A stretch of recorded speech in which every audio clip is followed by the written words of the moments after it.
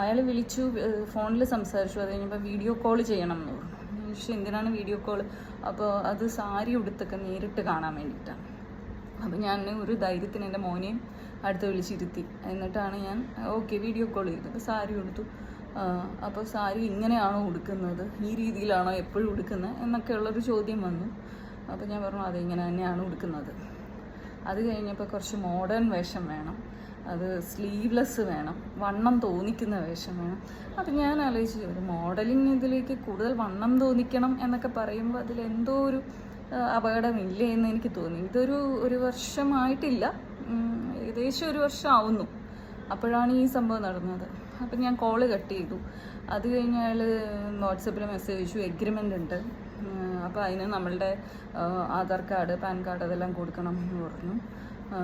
അത് കഴിഞ്ഞിട്ട് വീണ്ടും ഇയാൾ മെസ്സേജ് അയച്ചു, ഒരു ദിവസം വീഡിയോ കോൾ ചെയ്യണം. അപ്പം ഞാൻ പറഞ്ഞു നിങ്ങൾക്ക് എന്തെങ്കിലും സംസാരിക്കാനുണ്ടെങ്കിൽ ഓഡിയോ കോൾ ചെയ്യാം, വീഡിയോ കോളിൻ്റെ ആവശ്യമില്ല എന്ന് പറഞ്ഞു. അപ്പോൾ അയാൾക്ക് അതാണ് കംഫർട്ട് എന്ന് പറഞ്ഞു. അപ്പം ഞാൻ നോട്ട് ഇൻട്രസ്റ്റഡ് എന്ന് പറഞ്ഞു.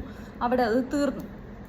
അത് കഴിഞ്ഞ് പിന്നെ ഒരു ദിവസം ഞാൻ എൻ്റെ റിലേറ്റീവ് വഴി ഞാൻ അറിഞ്ഞു ഇതുപോലെ തന്നെ വേറൊരു കുട്ടിക്കും ഇങ്ങനെ ഒരു അനുഭവം ഉണ്ടായി എന്ന് പറഞ്ഞു.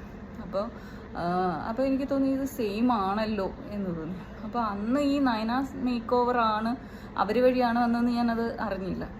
ഈ അടുത്ത് വീണ്ടും സിനിമയിലൊരു പ്രൊഡക്ഷൻ എക്സിക്യൂട്ടീവ് എന്നെ വിളിച്ചിട്ട് പറയുന്നു, ചേച്ചി ഇങ്ങനെ നമ്പർ കൊടുക്കുന്നുണ്ട്, കുറച്ച് ആഡ് ഉണ്ട് എന്ന് പറഞ്ഞു. ശരി എന്ന് പറഞ്ഞു. അപ്പോൾ വേറൊരു നമ്പറിൽ നിന്ന് വന്നു. അപ്പോൾ അയാൾ പറഞ്ഞു ഇങ്ങനെ ടൈൽസിൻ്റെ, ജ്വല്ലറിയുടെ അങ്ങനെയൊക്കെയുള്ള ആഡാണ്, 1.5 lakh പെർ ഡേ എന്നൊക്കെ. അപ്പോൾ നമ്മളിപ്പോൾ കുറച്ചും കൂടി നമുക്ക് കാര്യങ്ങൾ അറിയാം.